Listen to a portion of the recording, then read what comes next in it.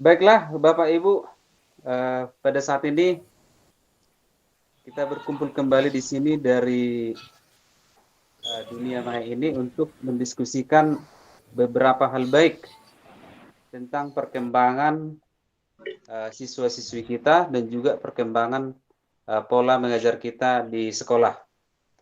Nah, pada saat ini topik yang akan kita diskusikan adalah mengenai cara mengatasi siswa yang pendiam ya.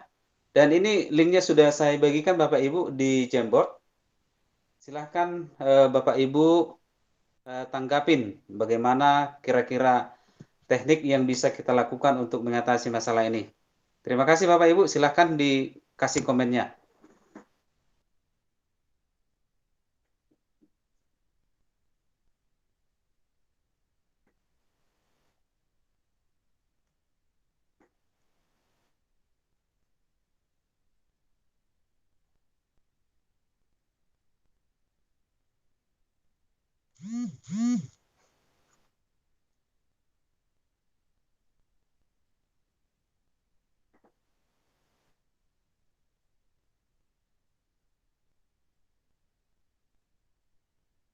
Bisa dilihat Bapak Ibu ya, linknya tadi ya.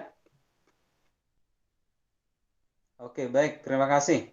Ini ada dari Ibu Lamra. Mendekati anak untuk mengetahui pribadi anak lebih dalam. Ah, ini bagus sekali nih. Berarti ibu gurunya harus pintar PDKT. Kemudian Pak Ibarda mencoba menggali dengan pendekatan pribadi. Ah, mantap. Kemudian Ibu Novi diajak bicara. Nah, ini simpel sekali tapi dalam nih maknanya. Oke, yang lain lagi Bapak Ibu. Mungkin ada beberapa lagi.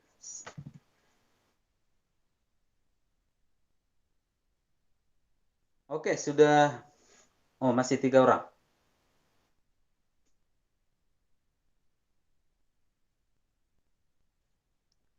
Oke, baik. Menunggu yang lain, maka kita perdalam dulu ini ya. Kita bahas dulu satu persatu. Kira-kira bagaimana teknik untuk melaksanakan ini supaya bisa betul-betul berhasil di unit kita ini. Oke, yang pertama saya mau mempertegas ini sama Ibu Lamra. Di situ dibuat Ibu mendekati anak untuk mengetahui pribadi anak lebih dalam. Kira-kira seperti apa sih detail mendekati anak ini? Apakah hanya dekat aja? Tolong Bu diperjelas dulu. Terima kasih. Terima kasih Pak. Jadi itu tadi kan pertanyaannya adalah,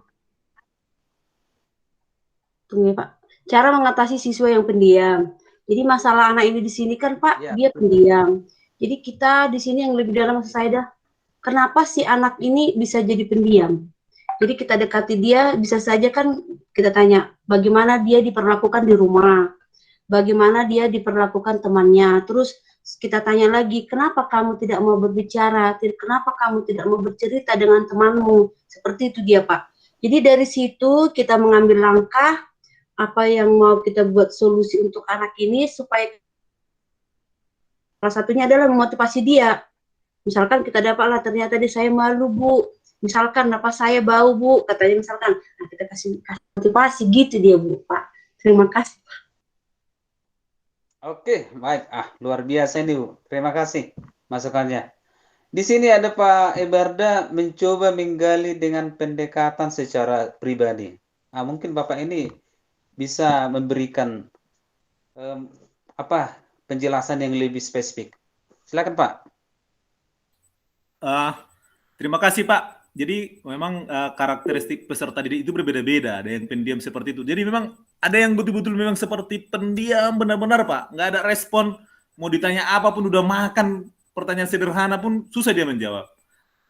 Barangkali dia Pak memang harus pendekatan yang personal tadi, nggak boleh kita bertanya di depan temannya. Kita coba mendekati dengan barangkali ya ajak keluar agak jauh gitu dia. Jadi saya juga pernah melakukan hal itu dan memang terbuka dia Pak. Nah, di rumah mungkin barangkali ada di bawah tekanan, kurang lebih seperti itu Pak. Terima kasih. Wah, mantap ini Pak. Saya yakin kita semakin apa nih, semakin dapat ini solusinya. Kemudian ada Ibu Novianti diajak bicara. Ini seperti apa ya? Sedikit tapi bagaimana kira-kira nih ya tadi ya? Ini siswa pendiam diajak bicara. Nah, bisa coba dijelaskan Ibu Novi dulu lebih dalam ini. Ya Pak, terima kasih.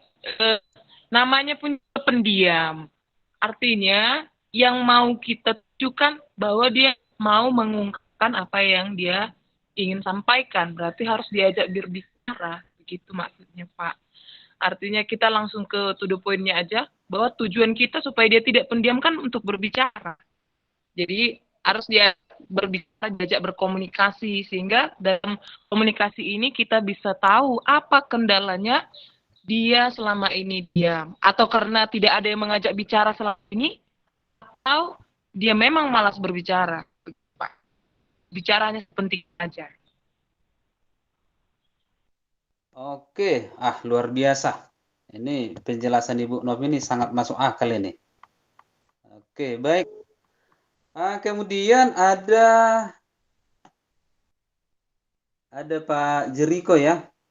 Pak Jeriko mengajak si anak bertemu empat mata dalam suasana yang nyaman dan mengajukan pertanyaan yang memancing dia untuk berbicara. Setelah si anak berbicara, maka si guru harus lebih banyak mendengar.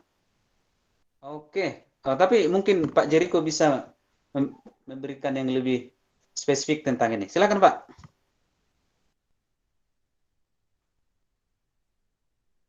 Halo Pak Jo. Terima kasih Pak Bernard. Sebenarnya komentar saya ini, tanggapan saya ini berhubungan erat dengan tugas dan tanggung jawab dari guru BP ya, bimbingan konseling ya, BK. Jadi pengalaman saya sebagai BK 2 tahun di Husni Tamrin Medan itu, inilah ngajak anak itu berbicara, dia mungkin punya persoalan sendiri di rumah atau pergaulan dia kurang, ekosistem dia nggak bagus, mungkin pernah kena bully, entah apalah yang menyebabkan dia pendiam. Kita ajak ngomong pelan-pelan, ya, seperti itu dia, Pak. Terima kasih. Oke, mantap, luar biasa penjelasannya, Pak.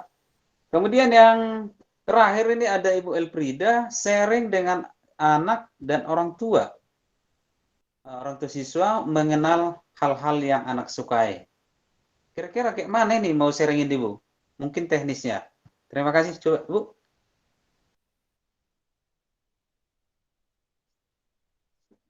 Silakan Ibu Elfrida menanggapi.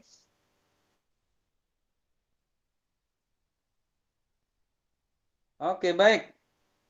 Mungkin ada kendala sedikit, mungkin ada kendala internet sama Ibu Elfrida. Oke, baik. Tadi luar biasa penjelasan dari Bapak Ibu mengenai cara mengatasi siswa pendiam ini. Memang di daerah kita ini sangat sering kita jumpai yang seperti ini. Ada tadi untuk mendekati anak, ada mengajak bicara, ada mendekati orang tua, kemudian memikirkan hal-hal yang menarik untuk diomongin bersama anak. Nah, ini merupakan hal-hal baik yang mungkin kita bisa laksanakan, kita praktekkan di unit kita, dan di samping itu juga kita sangat membuka ruang komunikasi untuk selalu mengupdate beberapa hal baik ke depan, supaya pembelajaran di sekolah kita lebih berkembang, lebih mantap, dan bisa menginspirasi unit-unit yang lain. Ya. Saya rasa demikian yang bisa kita bahas pada hari ini, Bapak Ibu. Mudah-mudahan bisa menginspirasi kita. Tapi kalau masih ada pertanyaan dari Bapak Ibu sekalian, bagaimana Bapak Ibu? Cukup Pak, kesimpulannya udah bagus. Terima kasih Pak. Oke, baik, terima kasih. Cukup, Pak. Baik, terima kasih Bapak Ibu. Terima kasih atas waktunya, atas pendapatnya pada hari ini. Saya yakin kita akan sukses melaksanakan hal-hal praktik baik ini di unit kita. Demikian yang bisa kita sepakati, kita bahas pada hari ini. Mudah-mudahan kita bisa sukses ke depan. Sekian.